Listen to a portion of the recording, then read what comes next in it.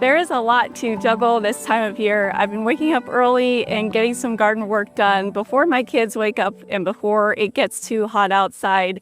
A big reason for doing that is because I really value a fall harvest, which means we need to be planting right now, even though we are completely swamped with harvesting and preserving the summer abundance. So now that I finished a little work in the garden, we're gonna head inside and get started on some canning. We harvested a lot of slicing tomatoes yesterday, and it's too many for us to eat fresh. So I need to preserve them somehow. And what I came up with is making tomato juice. Slicing tomatoes, they can be made into sauce. It just takes a really long time because they have so much water in them. So instead of trying to make some kind of a sauce out of these, I'm just gonna make them into juice. 21 pounds, okay. And we don't drink tomato juice like out of the jar. We put it into recipes. So we'll put it in like our soups. I use it in lasagna. And I just prefer it in some cases because when the tomato is not cooked down a bunch and super concentrated, it's a lot easier to digest. It is not as acidic. And for me personally, too many concentrated tomatoes is just really hard on my digestion. So I do like to have some tomato juice on hand to use in recipes. So I am following the Ball Complete Book of Home Preserving as a guide for this, but I don't use their same method. Instead, I roast them in the oven and then I put them through the sauce maker to take out the seeds in the skins. And then we process and can them so that they are preserved for later. As I was working on these tomatoes, I was reminiscing a little bit and remembering back to probably about 12 years ago. I had just started canning and I had 3 little boys. And I remember trying to can during the daytime and feeling like it was just too much. I really needed to focus on canning and I just couldn't. It was like my attention was divided all over the place. I was also so new at canning that I couldn't handle any disruptions at all. So I would wait until the kids would go to bed, and around 8 or 9 o'clock at night, I would start my canning at that time and finish probably 1 or 2 in the morning because I needed to be able to focus on it so much because I was a beginner at that time and I was teaching myself and I wanted to make sure I got it right and I didn't want to poison anybody. So here we are, thousands of canning jars later. I can can during the daytime with a baby, a toddler, and 4 older kids who are often chatting with me as I'm doing it. And it is no problem at all because I can basically can with my eyes closed. Not seriously, but it is something that I've done so many times. I've been able to build up a lot of confidence in myself. So I am really grateful to be on the other side of that and be able to can during the day now so that I can actually get sleep at night. Making tomato juice is so easy. As long as you have a sauce maker, all you have to do is put those cooked tomatoes through the sauce maker, and then that's basically it. You're done, and then you just need to make sure it's heated up enough and you can put it in the jars. So as I was heating this, here I am talking about being a confident canner, but I was heating this up and I got distracted and the tomato juice boiled up and over the sides of the pan. I was heating this up on our electric cooktop. We have 1 electric, 1 induction. They both cook a little bit differently, so when I am using the electric, I have to remember that even when I turn it down, it takes a while to be responsive. So that was just a little bit of an issue, but we wiped it up. It was all good. And I just put a little bit of lemon juice and salt in the bottom of these jars. Again, I'm just following what the Ball canning book says to do. Give it a little stir, put the lids and rings on, and then I process them.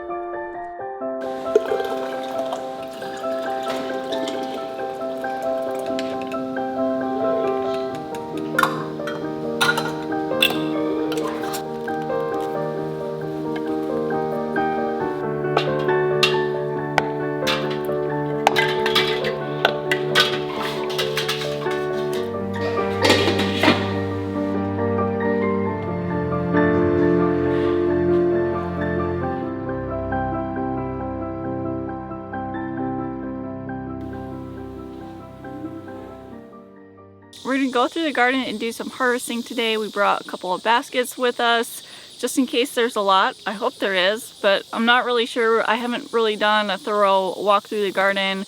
I'm going to try really hard not to get distracted with other things while we're harvesting. I have a really bad habit of doing that. So the focus right now is just to do all the harvesting, and then later today or maybe tomorrow morning I'll come out and do all of the other tasks that need to be done.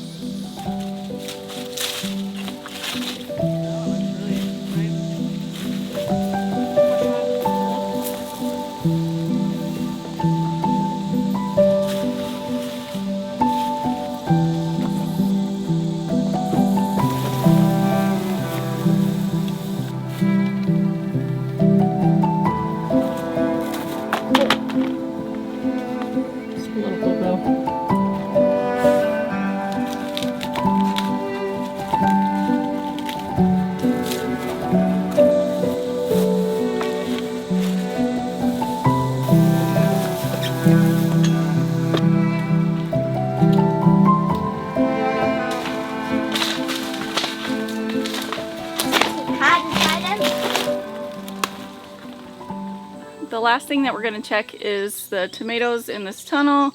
We still have green beans that possibly need to be picked, but we're both pretty hot and kind of done for right now. So we'll check the tomatoes and then come back out at a later time and get those green beans. Why, you want to help? Yes. Okay. I don't want to do it. It's been a little while since I've been in this tunnel. We have a ton of tomatoes ready. So we were just talking about how this is probably going to take us a very long time. Noelle's gonna get another basket. This is a lot more than I thought, but it's really good because I almost thought our tomatoes were gonna be a bust this year. But it looks like we're gonna be doing some preserving in the next couple of days. I'm gonna feed them all to our zipper spider. Where is it? Down that way. Okay. Oh, it's right there. Yes.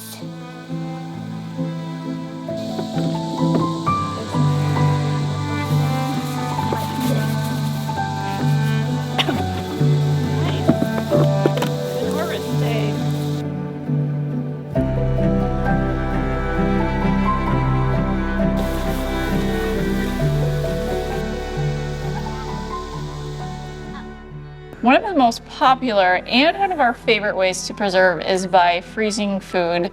It is so fast. It maintains a lot of the color, texture, flavor of the food, and some foods just taste better frozen. So the problem comes in when you lose power. You have all of that hard work that you did, and there's a possibility that it could all thaw before the power gets turned back on. So with that in mind, it's important to have a plan in place for if you were to lose power, how you could save all of that food.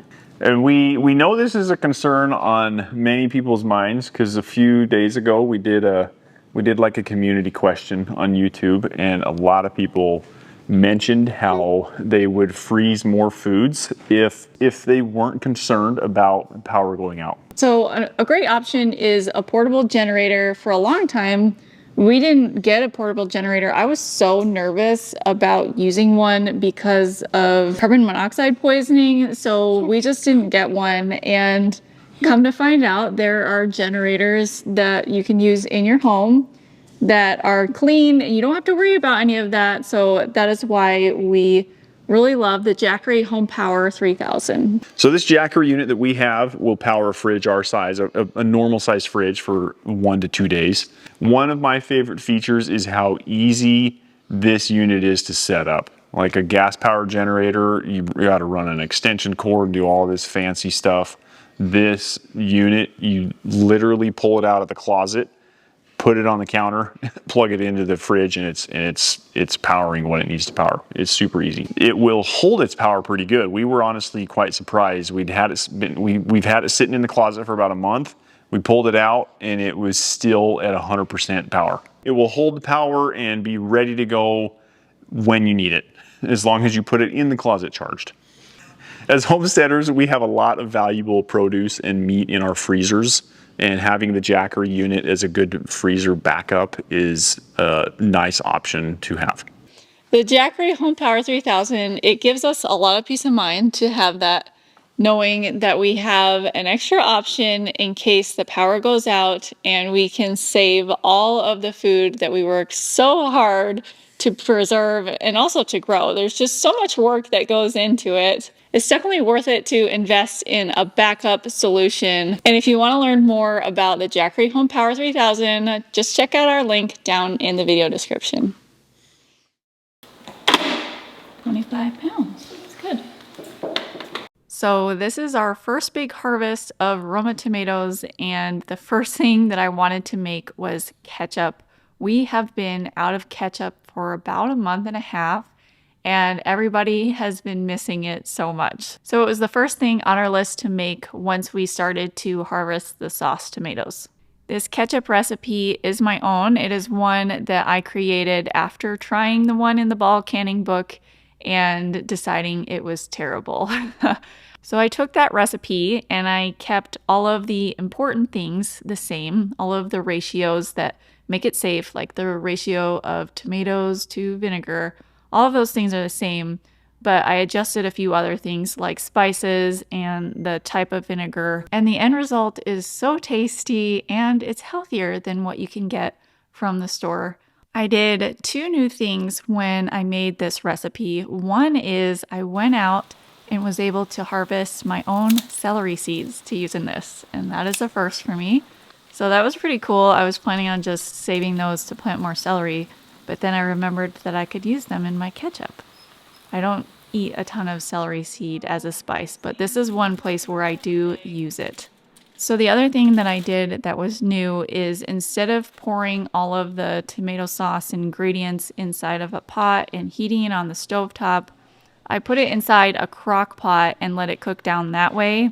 I have used an electric roasting pan in the past, but I actually ended up throwing away my electric roasting pan because I didn't like the coating on it. It had some kind of coating that was coming off, and that made me really uncomfortable. Here I am trying to make this healthy ketchup, and I'm cooking it in this pan where the whatever is there coating it is coming off in the ketchup. It was really bad. Anyways, I threw it away and I decided, okay, I can either do this on the stovetop or I can try it in my crock pot. So I put it in the crock pot. The result was not exactly what I was hoping for.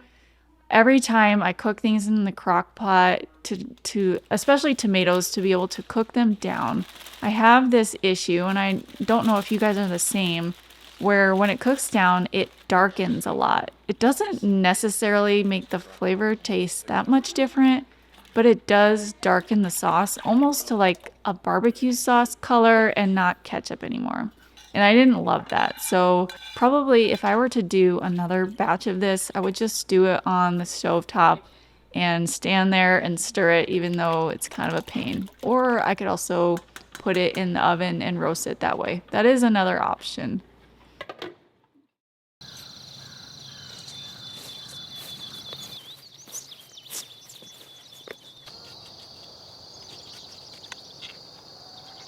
Fall planting is well underway. We did a second succession of green beans. We also planted more cucumbers. We transplanted our cabbage. And over the last few days, I have been prepping a garden bed to plant some carrots. Carrots are vital to our winter supply of food. And in the past, I've made a big mistake by putting all my eggs in one basket. I just have one carrot bed and that's it. And this year, I'm going to be doing several carrot beds in different areas just to make sure that we actually get them. We've had armadillo problems in the past, poor germination.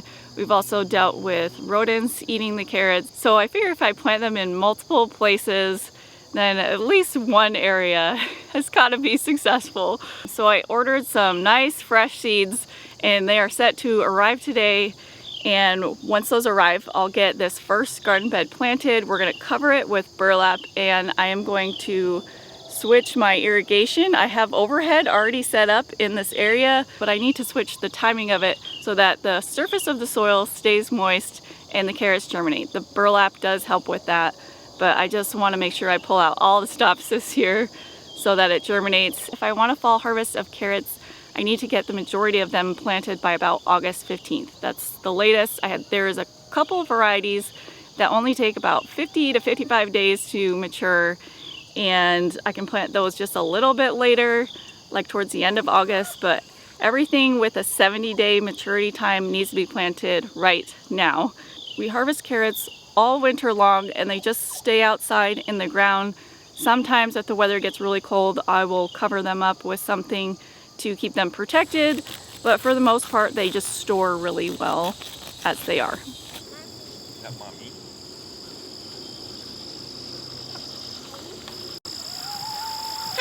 Wow. Hi.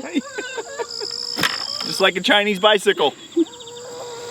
Except I need a few more kids on here.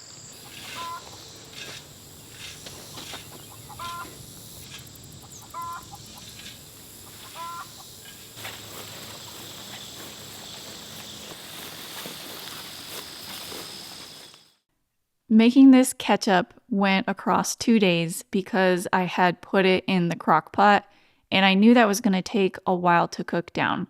So I hurried and got everything in the crock pot that evening. I can't remember where we were going, but we were going somewhere and I just left it. I left it on high with the lid off, and I actually left it on overnight, and that may have been a mistake because by the time I woke up, I got up to nurse the baby about 5 in the morning and I could smell it. I checked on it and I was like, ooh, this is done.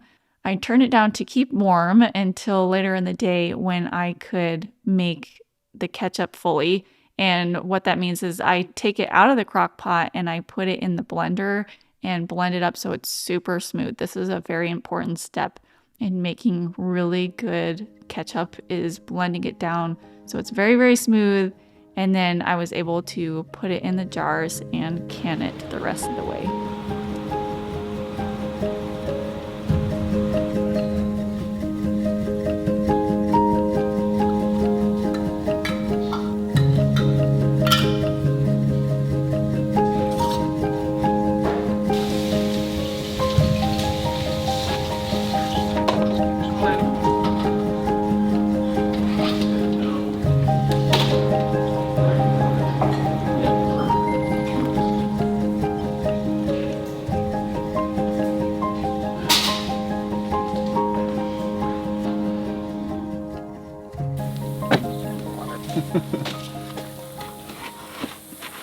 I need to get some seeds started for fall harvest. One of the things that I always wait to plant until the fall is broccoli. It just does better here in the fall.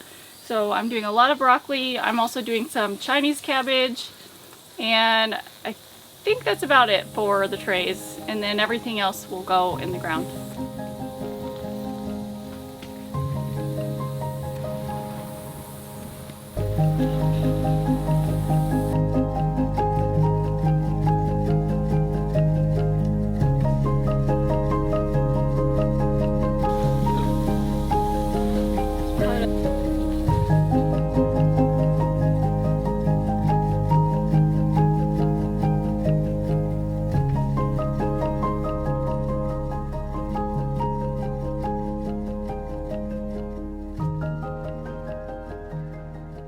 Right now we're harvesting between 20 and 30 pounds of tomatoes every couple of days. And so every time we have a harvest like that, we have a preserving day, either that same day or the day after. Our preference is to preserve the tomatoes as they come in instead of like stockpiling them and putting them in the freezer and then having a big preserving day. I'm sure that would save a lot of time, but that method is really overwhelming to me. So when I just do a little bit at a time, every time we get a harvest, we do some preserving, then it stays a lot more manageable.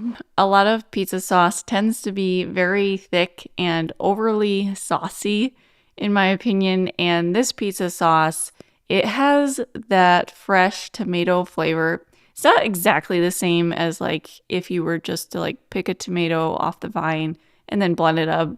You can still tell it's been cooked, but it definitely maintains that fresh from the garden flavor. There is really just nothing like homemade. I think it might be one of my most versatile pantry items because we use it not only for pizza sauce, but we can also use it as a dipping sauce for pretzels. And I basically use it for any recipe that calls for tomato sauce. I use it in place of that. It's been a long and busy week here and super hot too. So we're heading down to the creek to cool off, but need to do a quick pit stop at the pigs to get them fed.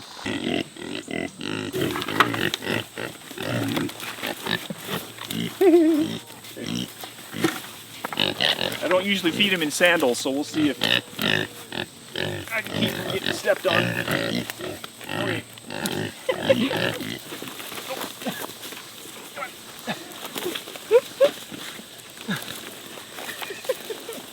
Okay, that was close.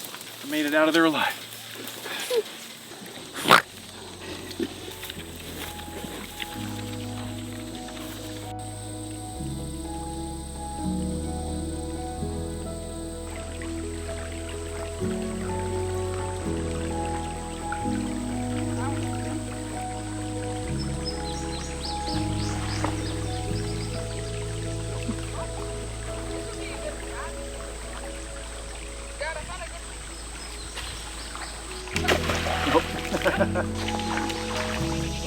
Wow. Oh yeah. You'll have better luck the smoother it is. Try that.